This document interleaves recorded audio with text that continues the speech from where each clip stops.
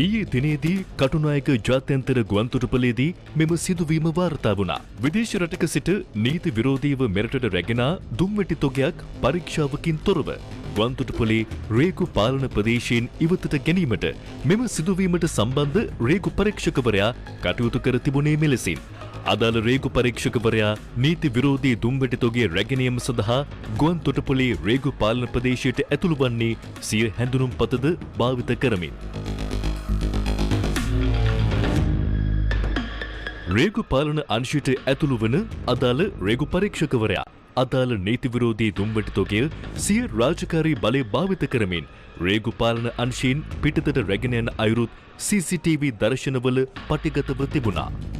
එම අවස්ථාවේදී පොලිස් මද්‍රව්‍ය නාශක කාර්යාංශයේ නිලධාරීන්ගේ පරීක්ෂාවට ඔහු ලක්වන විට විදේශ රටක සිට නීති විරෝධීව රැගෙන දුම්වැටි 60,000ක් ඔහු සන්තකයේ තිබී මද්‍රව්‍ය නාශක කාර්යාංශයේ බාරයට ගෙනුණා. නීති විරෝධී දුම්වැටි තොගය සමග අත්අඩංගුවටගත් රේගු පරීක්ෂකවරයා කොළඹ රේගු නිවාරණ අංශයට අනුයුක්තව සේවය කරන නිලධාරියෙක් බව අනාවරණය වී තිබෙනවා.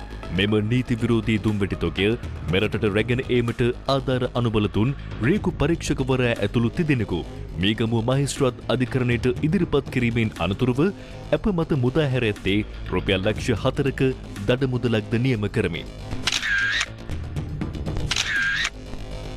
ඉතාමත් කාර්යක්ෂමව හා නීතියට අවනතව තම රාජකාරී ඉටු කරන රේගු නිලධාරීන් ඇතුළු රාජ්‍ය නිලධාරීන් පිරිසක් මෙරට සිටිනවා. නමුත් මෙවැනි දූෂණ වංචා සිදු කරන නිලධාරීන් කිහිප දෙනෙකු නිසා සමස්ත රාජ්‍ය නිලධාරීන්ම අපකීර්තියට පත්වන්නේ නැද්ද?